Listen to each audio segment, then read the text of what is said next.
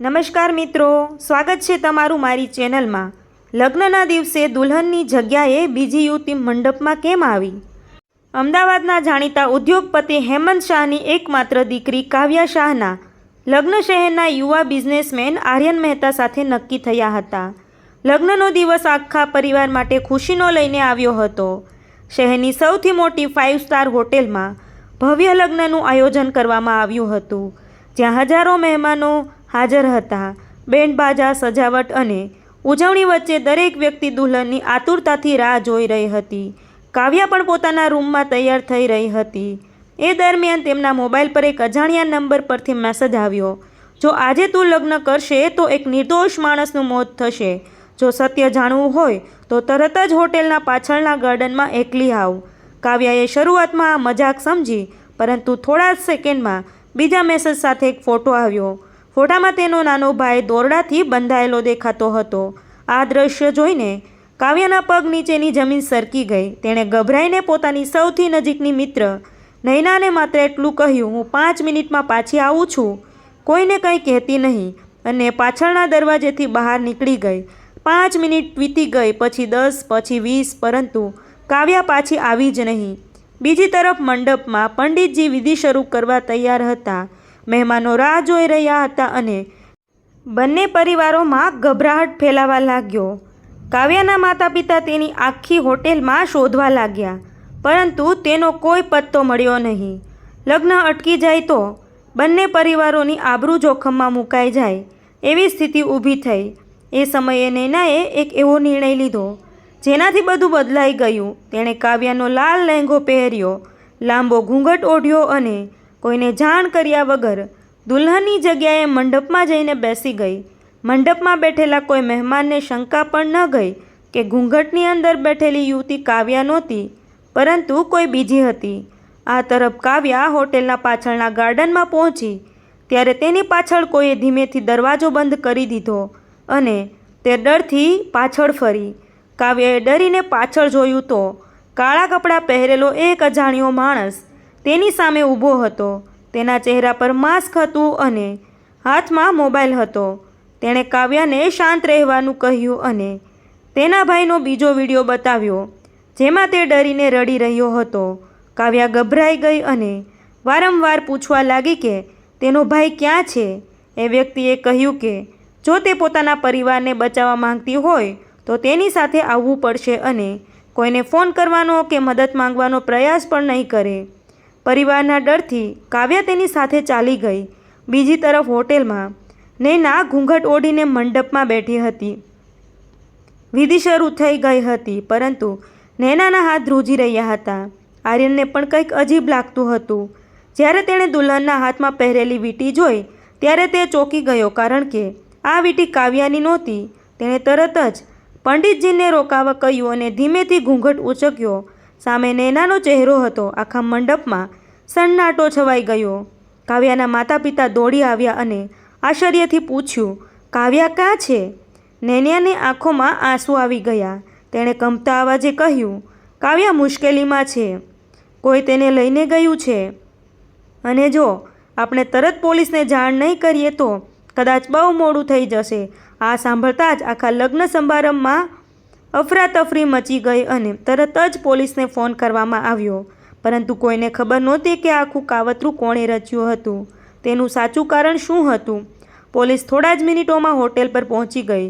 સમગ્ર હોટેલને સીલ કરવામાં આવી અને દરેક મહેમાનને પૂછપરછ શરૂ થઈ। તપાસ દરમિયાન હોટેલના સીસીટીવી ફૂટેજ તપાસવામાં આવ્યા તો કાવ્યા પાછળના દરવાજેથી એકલી બહાર જતી જોવા મળી, પરંતુ થોડા અંતરે કેમેરા બંધ થઈ જતા આગળ શું થયું તેને કોઈ માહિતી મળી નહીં। પોલીસને કાવ્યાનો મોબાઈલ ગાર્ડનની જાળીમાં પડેલો મળ્યો, પરંતુ તેમાંનો તમામ ડેટા ડિલીટ કરવામાં આવ્યો હતો। બીજી તરફ નૈનાએ પોલીસને અજાણ્યા મેસેજ અને કાવ્યાના ગભરાયેલા ચહેરા વિશે બધું જણાવ્યું। તપાસ આગળ વધી રહી હતી ત્યારે અચાનક આર્યનના ફોન પર એક અજાણ્યો નંબર પરથી વિડીયો કોલ આવ્યો। સ્ક્રીન પર કાવ્યા ખુરશી સાથે બાંધાયેલી દેખાતી હતી। તેના ચહેરા પર ડર સ્પષ્ટ દેખાતો હતો। ત્યારબાદ એક બદલાયેલા અવાજે કહ્યું, જો કાવ્યાને જીવતી જોવી હોય તો પોલીસને આ કેસમાંથી દૂર રાખો, નહીં તો આગામી 24 કલાકમાં તેનો મૃતદેહ મળશે। એટલું કહીને કોલ કટ થઈ ગયો, પરંતુ કોલ બંધ થાય તે પહેલાં પોલીસની સાયબર ટીમે વિડીયોમાં એક નાની એવી વસ્તુ જોઈ જે આખા કેસની દિશા બદલી શકે એવી હતી. પાછળની દિવાલ પર એક જૂનું લોગો દેખાતું હતું, જે વર્ષો પહેલાં બંધ થઈ ગયેલી એક ફેક્ટરીનું હતું. હવે પોલીસ સીધી એ ફેક્ટરી તરફ રવાના થઈ, પરંતુ તેમને ખબર નહોતી કે ત્યાં માત્ર કાવ્યા જ નહીં, એક 15 વર્ષ જૂનું ભયાનક રહસ્ય પણ તેમની રાહ જોઈ રહ્યું હતું. પોલીસ તરત જ બંધ પડેલી ફેક્ટરી પર પહોંચી, પરંતુ ત્યાં પહોંચતા જ ખબર પડી કે અપહરણકારો થોડા સમય પહેલાં જ ત્યાંથી ભાગી ગયા હતા. આખી ફેક્ટરીની તપાસ દરમિયાન એક જૂનો રૂમ ખુલ્યો. ત્યાંથી કાવ્યાનો દુપટ્ટો, તૂટેલો મોબાઈલ અને લોહીના થોડા ડાઘ મળ્યા. એટલામાં એક પોલીસ કોન્સ્ટેબલને જમીન પર પડેલી જૂની ડાયરી મળી. ડાયરીમાં 15 વર્ષ પહેલાં થયેલા એક અકસ્માતની વિગતો લખેલી હતી, જેમાં 5 લોકોના મોત થયા હતા, પરંતુ એક વ્યક્તિનું નામ જાણીબૂજીને છુપાવવામાં આવ્યું હતું. તપાસ કરતાં પોલીસે જાણ્યું કે આ અકસ્માતનો સંબંધ સીધો હેમંત શાહ સાથે હતો. વર્ષો પહેલાં હેમંત શાહે પોતાના બિઝનેસને બચાવવા માટે એક ગંભીર સત્ય છુપાવ્યું હતું, અને એ ઘટનામાં એક નિર્દોષ પરિવાર બરબાદ થયો હતો. હવે કોઈ જ જૂના વેરોનો બદલો લેવા કાવ્યાનું અપહરણ કરી ચૂક્યું હતું. આ દરમિયાન પોલીસને કાવ્યાના મોબાઈલ પરથી છેલ્લું લોકેશન મળ્યું.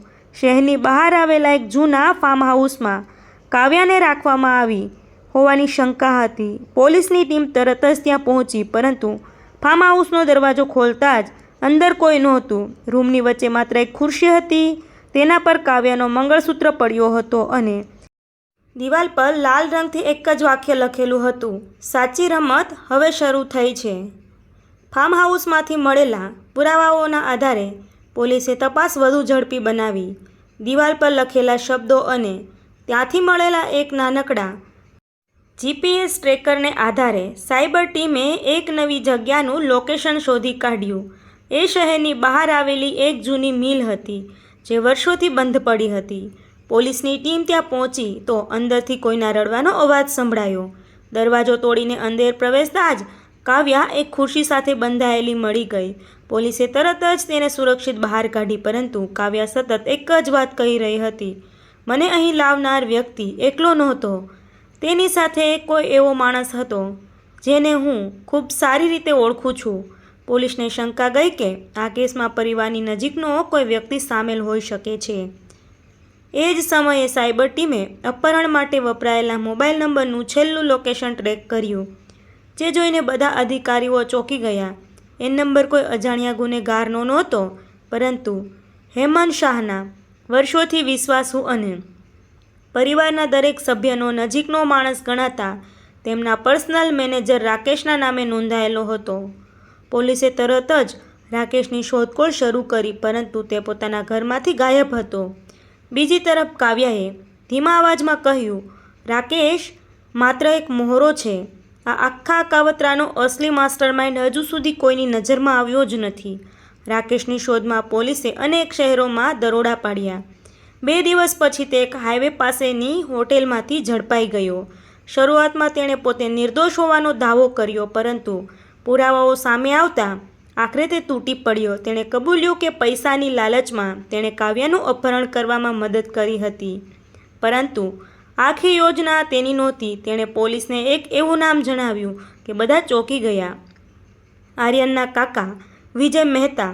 તપાસમાં સામે આવ્યું કે વર્ષો પહેલાં હેમંત શાહ અને વિજય મહેતા વચ્ચે કરોડોની જમીનને લઈને મોટા વિવાદો થયા હતા.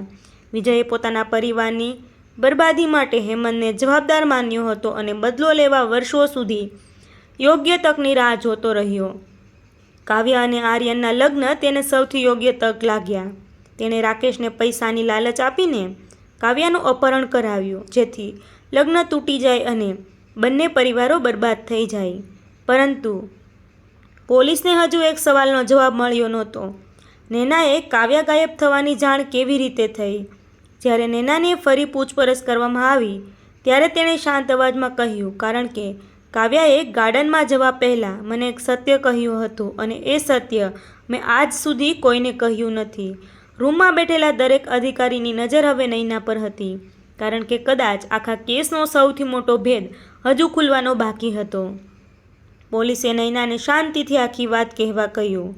થોડા સમય સુધી તે ચૂપ રહી. પછી તેની આંખોમાં આંસુ આવી ગયા. તેણે કહ્યું, કાવ્યાએ ગાર્ડનમાં જતાં પહેલાં મને કહ્યું હતું કે તેને છેલ્લા કેટલાક દિવસોથી કોઈ ધમકી આપી રહ્યું છે.